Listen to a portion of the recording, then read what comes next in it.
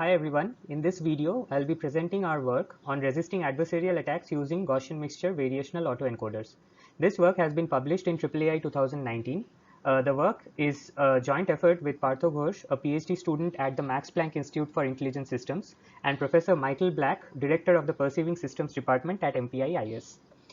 This video is mainly targeted towards the participants of MLSS 2020, which is the machine learning summer school happening this year, with the corresponding format requirements. Thus, I have tried to adapt the content accordingly.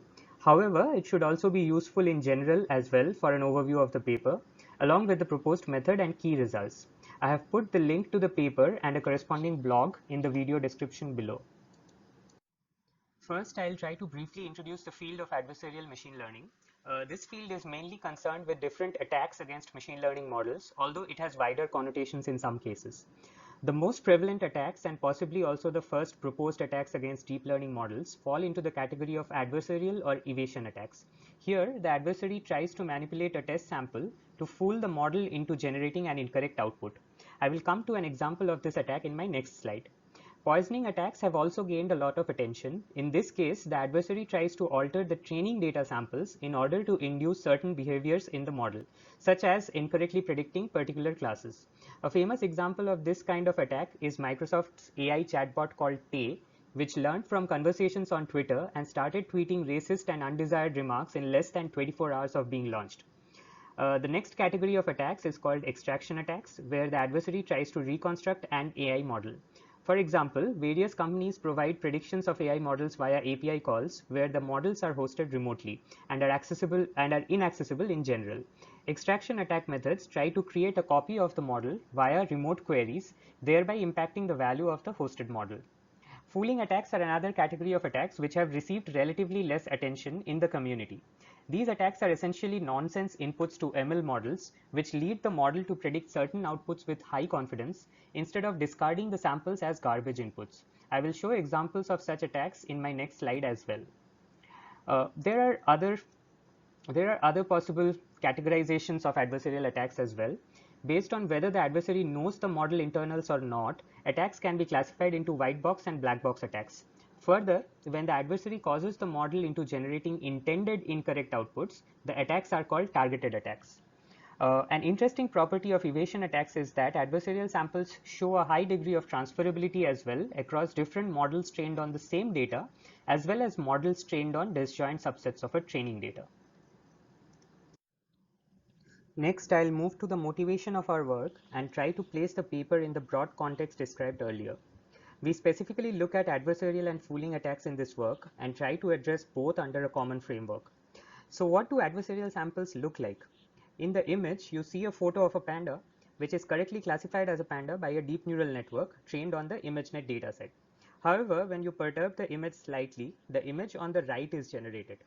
Note that to a human being, the original image and the perturbed image look exactly the same. However, this image, quite surprisingly, is classified as a gibbon by the same network with 99% confidence. And this is what a gibbon really looks like. On the right, you see example of fooling images which look like noise to human beings but are classified into the corresponding classes by more than 99% confidence by deep neural networks. In this work, we try to address both these vulnerabilities of deep neural networks under a common framework. Next, we try to analyze the reasons for the existence of adversarial and fooling samples.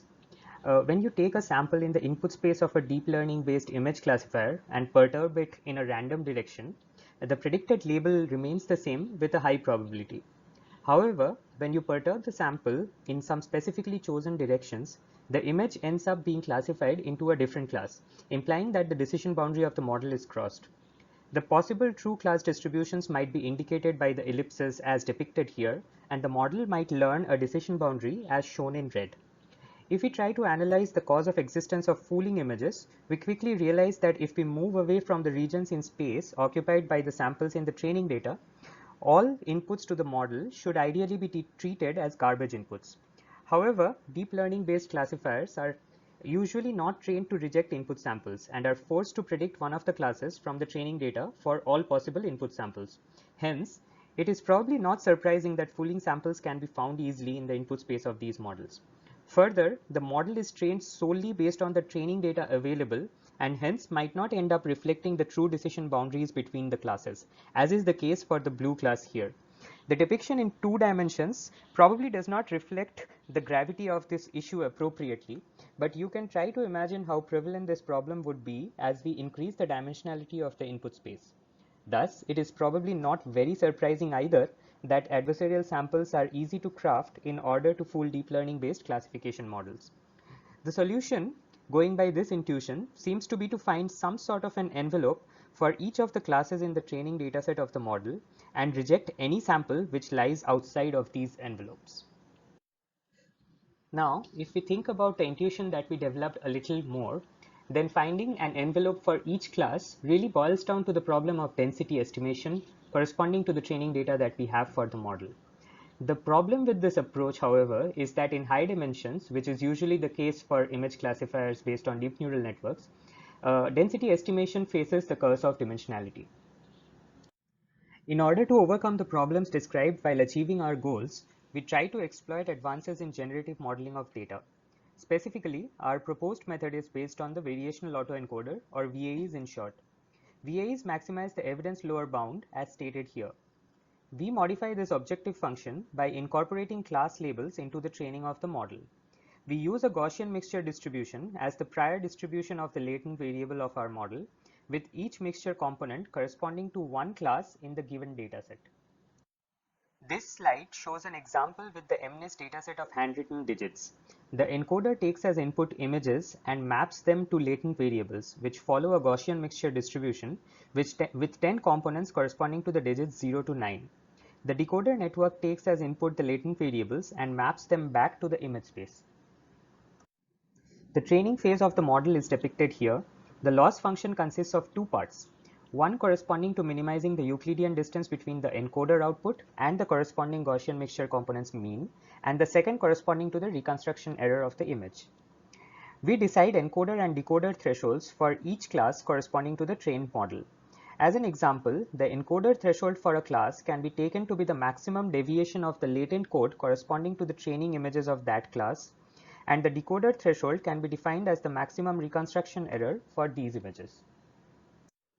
In the testing phase, if the latent encoding and the reconstruction of a given test image satisfy the encoder and decoder threshold constraints respectively, then we accept the output class label.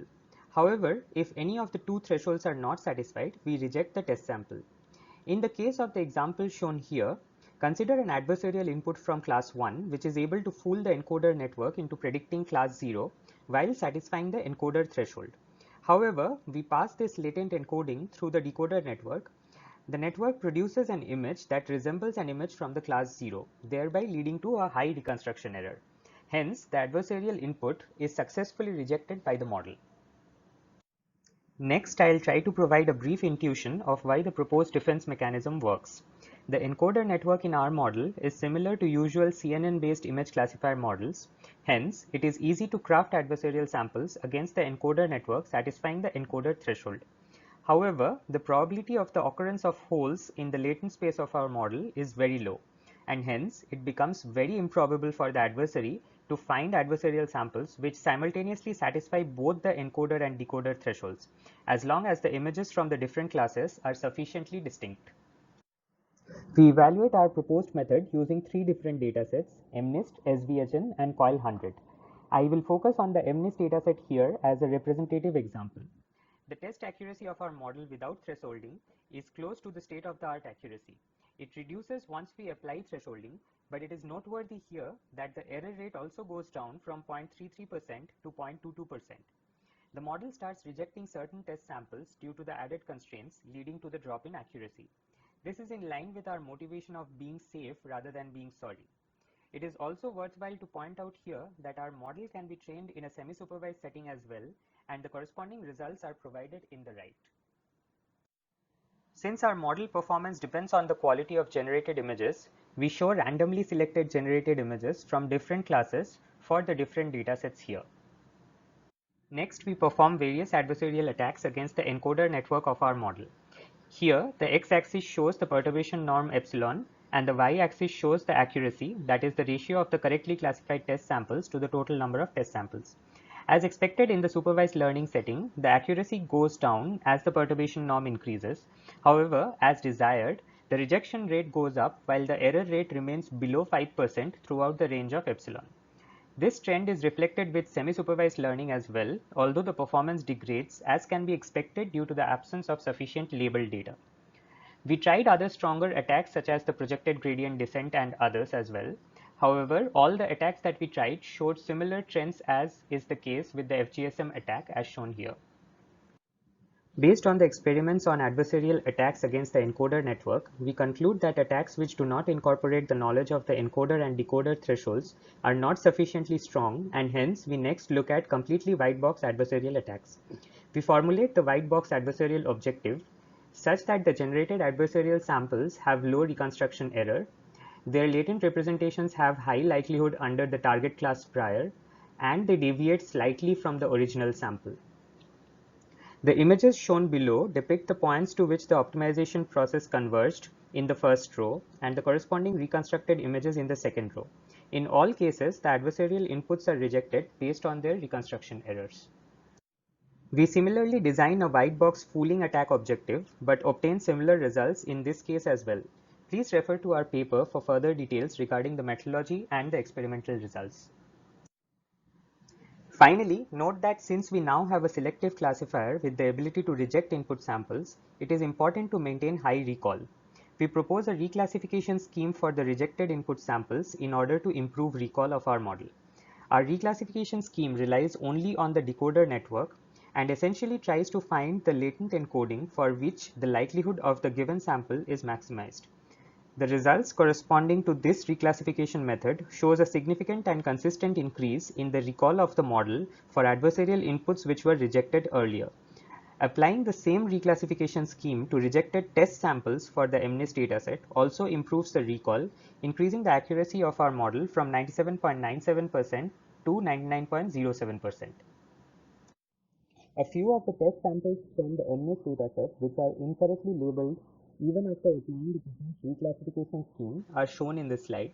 The first label denotes the true label as provided in the MNIST dataset, while the second label denotes the label predicted by our model. In most of these cases, the mistakes made appear to be corresponding to the borderline test samples, where it is difficult for even a human being to pick one label out of the two. In conclusion, in this paper, we propose a method to design a selective classifier using VAEs to tackle fooling and adversarial images simultaneously under one framework. We also show how robust semi-supervised learning can be performed using the proposed model, as well as provide a reclassification scheme to improve the classifier's recall. Finally, our method is independent of the generative model we use, and hence subsequent advances in generative modeling can be used in order to scale this approach to more complex large-scale datasets. The link to our paper is provided in the video description below, and we invite you to read our paper for more details regarding the problem, our proposed approach, and the corresponding experimental results. Finally, with that, thank you very much for your attention.